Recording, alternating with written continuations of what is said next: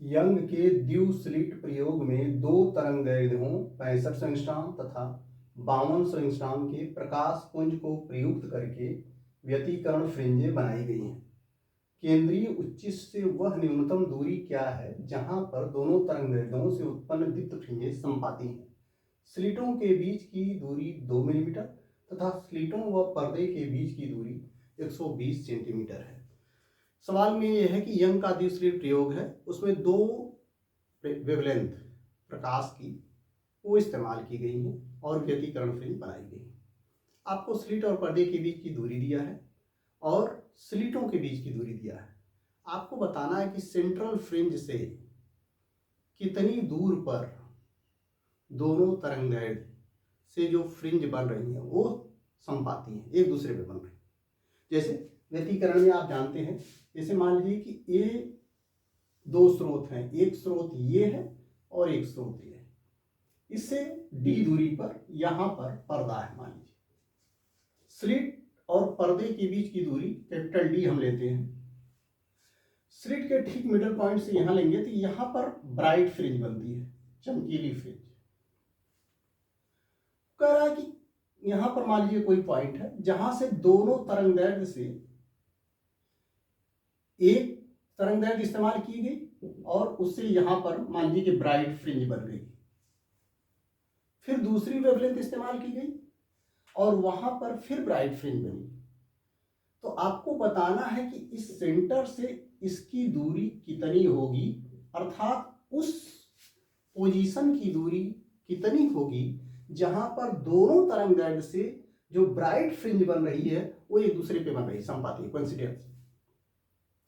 अब आप जानते हो ब्राइट फ्रिंज की जो चौड़ाई का फार्मूला होता है W, वो होता है capital D lambda divide by small D.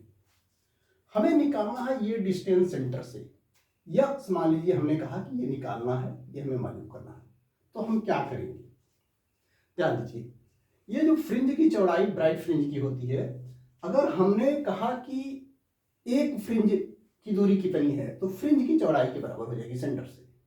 दो फ्रिंज की, ब्राइट फ्रिंज की दूरी कितनी है तो दो का मल्टीप्लाई करेंगे, दो फ्रिंज की चौड़ाई, तो उतनी दूरी हो जाएगी सेंटर से। अब अगर हमें ये मालूम हो जाए कि किसी वेवलेंथ से यहां के बीच में कितनी फ्रिंज बन रही है तो फ्रिंज चौड़ाई का उसमें मल्टीप्लाई कर देंगे तो वो ब्राइट फ्रिंज की डिस्टेंस हो जाएगी। तो हमारा पहला उद्देश्य हो गया कि सेंटर से इस पोजीशन पर जहां पर वो दोनों तरंगदैर्ध्य से उत्पन्न फ्रिंजेस संपाती हैं, कितनी फ्रिंज बन रही है किसी तरंगदैर्ध्य से, चाहे 6500 एंगस्ट्रॉम से चाहे 5200 एंगस्ट्रॉम से। अब कैसे जानेंगे, ध्यान देना। पहली वेवलेंथ दिया है लैम्डा 1 और ये दिया है आपका 6500 एंगस्ट्रॉम। ये दूसरी वेवलेंथ दिया है लैम्डा 2 और इसकी वैल्यू दिया है 5200 एंगस्ट्रॉम। अब यदि फ्रिंज की चौड़ाई का फार्मूला यहां देखें, ये वेवलेंथ है, वेवलेंथ के प्रोपोर्शनल है, तो जिस लाइट की वेवलेंथ अधिक होगी उसकी चौड़ाई कम हो, अधिक होगी, और जिस वेवलेंथ की वैल्यू कम होगी उसकी चौड़ाई कम होगी। कहने का आशय यह है कि अगर अधिक वेवलेंथ वाली आपने लाइट इस्तेमाल किया तो इस दूरी में कम फ्रिंजें आएंगी, और कम वेवलेंथ की लाइट इस्तेमाल किया तो अधिक आएंगी। अब संपाती होने के लिए जिसकी वेवलेंथ कम है उसकी फ्रिंज अधिक होगी और जिसकी वेवलेंथ अधिक है उसकी कम होगी। तो हम क्या करेंगे, हम ये मानते हैं कि मान लीजिए पहली बार वो वहां पर संपाती हो रही है तो एक की फ्रिंज एक अधिक लेंगे, एक की फ्रिंज एक कम लेंगे।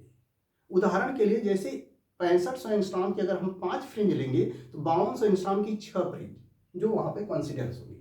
तो उसके लिए हम लिखेंगे, मान लीजिए इस 6500 एंगस्ट्रॉम की N1 फ्रिंज है, N फ्रिंज मान लीजिए, तो इसकी N+1 फ्रिंज बनेगी उस एरिया में। इसी फार्मूले को हम इस्तेमाल करेंगे तो फ्रिंज की संख्या मिल जाएगी। फिर उस फ्रिंज की संख्या में W का मल्टीप्लाई कर देंगे तो आपको उसकी डिस्टेंस सेंटर से मिल जाएगी, क्योंकि सेंटर से डिस्टेंस यक्स बराबर होता है small m capital D lambda divide by small d, जहां m 1 2 3 4 फ्रिंज की संख्या रखेंगे तो डिस्टेंस मिल जाएगी।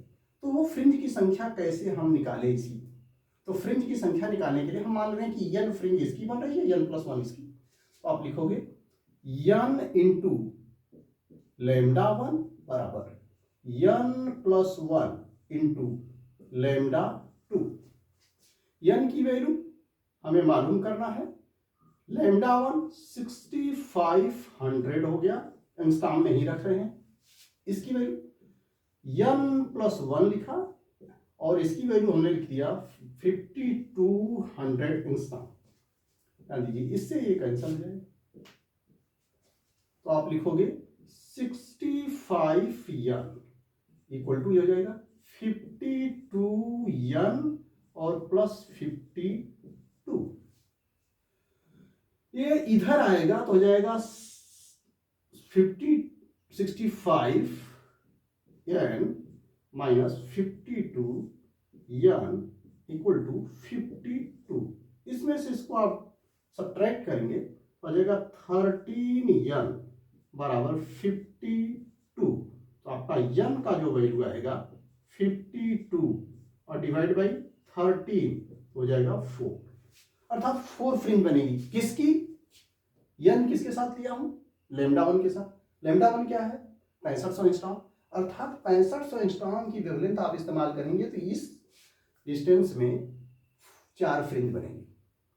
तो आपका जो डिस्टेंस हो जाएगा जहां पे वो मिल रही है यक्स बराबर इस यम की जगह कितना रखेंगे? ये 4, तो 4 और कैपिटल डी की वैल्यू दिया है, कैपिटल डी 120 सेंटीमीटर और स्मॉल डी दिया है आपका 2 मिलीमीटर और लैम्डा 6500 एंगस्ट्रॉम। तो आप रखेंगे कैपिटल डी 120 सेंटीमीटर, मीटर में बदलेंगे तो आ जाएगा 1.2 मीटर, 100 से डिवाइड करेंगे। लैम्डा की 6500 एंगस्ट्रॉम तो 6.5 इंटू 10 के power -7 metre divide by small D 2 millimetre को मीटर में बदलेंगे तो 2 गुणे 10 के पावर -3, 1000 के भाग दिया। आप कैंसिल करिए, 2 से ये 2 दूना 4, 2 आ गया, इसका इसमें मल्टीप्लाई कर लेंगे तो आ जाएगा 2.4 और ये हो जाएगा 6.5 इंटू 10 के पावर, ये ऊपर जाएगा तो प्लस हो जाएगा और वो -7 पहले से तो -4 हो जाएगा। अब इसका इसमें मल्टीप्लाई कर लेंगे तो आपका आ जाएगा 15.6 इंटू 10 के पावर -4 मीटर में आएगा। अब इसको आप इस तरह से भी लिख सकते हैं 1.56 इंटू 10 के पावर -3 मीटर। 10 का यहाँ मल्टीप्लाई करेंगे तो 10 पावर ऋण 3 हो जाएगा, ये 15.6 को 1.56 बना। अब 10 की पावर ऋण 3 इसको मिलीमीटर में बदलेंगे तो 1000 से मल्टीप्लाई करेंगे तो ये खत्म हो जाएगा। तो जो आपकी डिस्टेंस आएगी वो आएगी 1.56 मिलीमीटर।